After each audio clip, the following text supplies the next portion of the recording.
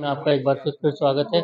हम लोग आपको आपसे जुड़े सभी मुद्दों पे खबरें देते रहते हैं।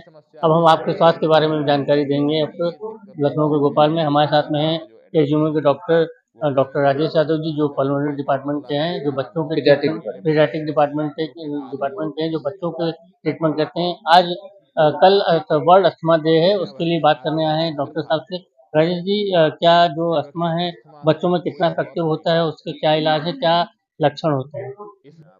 बच्चों में अस्थमा का एक एवरेज परसेंटेज हमारा लगभग 10% है। यानी कि हर 10 में से एक बच्चा हमारा अस्थमा से ग्रसित है। ये बच्चों में होने वाली क्रोनिक बीमारियों में एक प्रमुख कारण है। कॉमन जो लक्षण होते हैं बच्चों में वो बच्चों में सांस की गति तेज होना, तेज सांस चलना, घरघराहट होना, सांस लेने में सीटी जैसा बजना, अक्सर नाइट टाइम में उनको कफ होते होते नींद खुल जाना नाइट में या अर्ली मॉर्निंग टाइम में। और कई बार सांस की इतनी दिक्कत हो जाती है कि बच्चे अपने रूटीन वर्क नहीं कर पाते हैं, चलने फिरने में उनको दिक्कत होने लगती है। और ऐसी स्थिति में और ये जो प्रक्रियाएं हैं बार बार होती हैं, साल में 2 बार 3 बार, या जब भी मौसम बदले या जब भी कोई एलर्जी से एक्सपोजर हो, तो अगर ये बार बार होता है तो ये अस्थमा हम लोग डायग्नोज करते हैं। तो डॉक्टर साहब, इसका रोकथाम और इलाज क्या है कि अस्थमा ना हो बच्चों को? इस तरह के क्या रोकथाम है, या इसका क्या बेहतर इलाज हो सकता है? जिस तरह से टैबलेट कहते हैं, स्टेरॉइड भी कहते हैं, ज़्यादा खाने से दिक्कत हो जाती है, तो उसके लिए क्या इलाज हो सकता है और रोकथाम क्या है? जी, तो पहले तो हमें डायग्नोज करना पड़ेगा कि अस्थमा का कारण क्या है, उसकी ग्रेडिंग क्या है।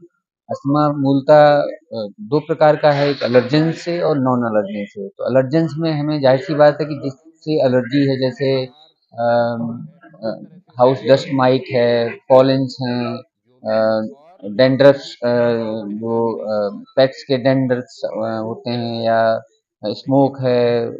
तो जो एलर्जन जो ट्रिगर्स हैं, वायरल इन्फेक्शंस हैं, कोल्ड एयर्स हैं, तो जो ट्रिगर हैं उनको बचाव करना है। और कुछ कंडीशंस में आनुवांशिक होता है तो उसमें हम बचाव नहीं कर पाते हैं, लेकिन उसमें हम ट्रीट कर सकते हैं। ट्रीटमेंट में बेसिकली हमारा मेडिकल ट्रीटमेंट है, तो उसमें कुछ दवाएं एज ए हम रिलीवर या कंट्रोलर यूज करते हैं, कुछ प्रिवेंटर यूज करते हैं। रिलीवर वो दवाएं होती हैं जो सांस की नलियां फेफड़ों में क्या होती हैं, सिकुड़ जाती हैं, तो उसमें उनको फैलाव पैदा डायलेट करने का काम करती है, तो ब्रोंको डायलेटर के रूप में जो हमारे एस्थेरिन जैसे आपने सुना होगा, तो ये रिलीवर का काम करती हैं। इनको हम शुरुआत में जब है थोड़ा सा ज़्यादा मात्रा में लेना पड़ता है, कई बार लेना पड़ता है। और दूसरी दवाई होती प्रिवेंटर, जो कि ये बीमारी से बचाने का काम करती है। यानी कि आपको बस दिन में 1 या 2 बार कफ लेने, और 24 आवर उसका इफेक्ट रहता है। इनहेलर। इनहेलर इनहेलर तो एक तरीका है। हुँ। ये दवाएं हम ओरल भी दे सकते हैं, यानी कि टैबलेट फॉर्म में भी, सिरप फॉर्म में भी, और इंजेक्शन फॉर्म में भी। इनहेलर सबसे कम मात्रा में देने वाली दवाई है। मूल इलाज अस्थमा का स्टीरॉयड ही है।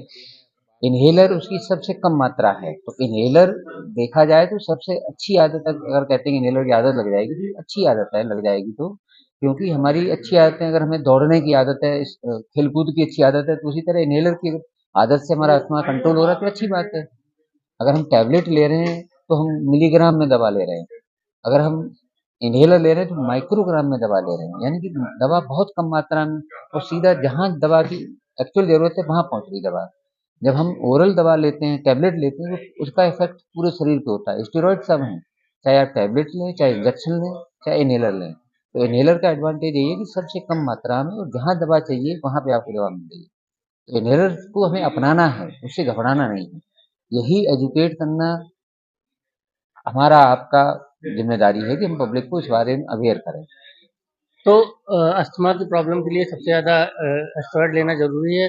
इसके लिए इनहेलर की सबसे ज़्यादा उपयोग करें, क्योंकि उससे जो दवा फेफड़े तक पहुँचनी है तो डायरेक्ट फेफड़े तक पहुँचेगी। अगर टैबलेट फॉर्म में खाते हैं तो हमारे पूरे शरीर में डाइल्यूट होके वो तब फेफड़ों में पहुँचती है, तो उससे साइड इफ़ेक्ट ज़्यादा होते हैं। तो डॉक्टर साहब का कहने का मतलब है कि अगर आप इनहेलर से की दवाई इस्तेमाल करेंगे, इनहेलर इस्तेमाल करेंगे तो ज़्यादा इफ़ेक्टिव होगा और ज़्यादा जल्दी आप ठीक होंगे।